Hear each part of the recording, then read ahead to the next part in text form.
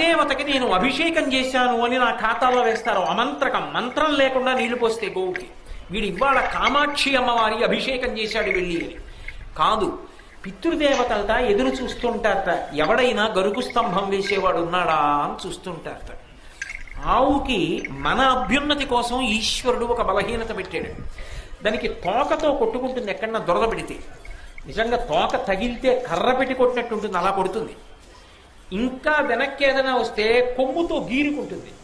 కానీ కంటి కింద దురద పెట్టిందనుకోండి, చెవి పక్కన దురద పెట్టిందనుకోండి, గంగడోలు దురద పెట్టిందనుకోండి, దాన్ని గోక్కోవడానికి ఆధారం లేదు. కాబట్టి అది బాధపడుతుంది. గరుకు స్తంభం అని వేస్తారు. ఆ గరుకు స్తంభం వేస్తే అది ఏం చేస్తుందంటే కంటి కింద దురద పెడితే కంటిని ఇలా పెట్టి ఎంతవరకు గోక్కోవాలో అంతవరకే గోక్కుంటుంది. గంగడోలు దురద పెడితే గంగడోలు దానికేసి రుద్దుతుంది. అలా ఆవు కానీ గరుకు స్తంభాన్ని రుద్దినప్పుడు కొన్ని వెంట్రుకలు రాలి కింద పడిపోతాయి.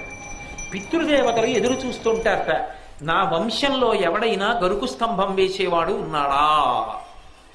అలా వెంట్రుకలు కానీ కింద పడ్డాయా, ఉత్తర క్షణంలో ఆ గరుకు స్తంభం వేసినటువంటి వాడి యొక్క 7 తరాల వాళ్ళని నరకలోకంలోంచి స్వర్గానికి ఉత్తీర్ణులు చేస్తారు. నేను చెప్పట్లేదు, వేదం చెప్తాను.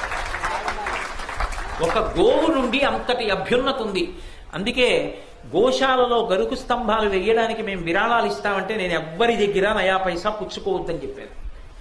ఇంత కష్టపడి శ్రమదానం చేసిన వాళ్ళు ఎవరున్నారో అందరికీ ఆ ఫలితం దక్కాలి.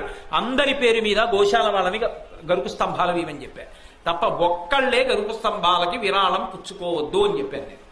అందరికీ దక్కాలి ఆ భాగ్యం, వేదం ప్రమాణమైనప్పుడు.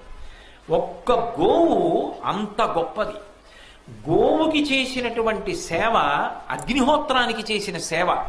దాని వలన అంత శ్రేయస్సు కలుగుతుంది. విశేషించి ఒక్క గోశాల ఉంటే, ఒక్క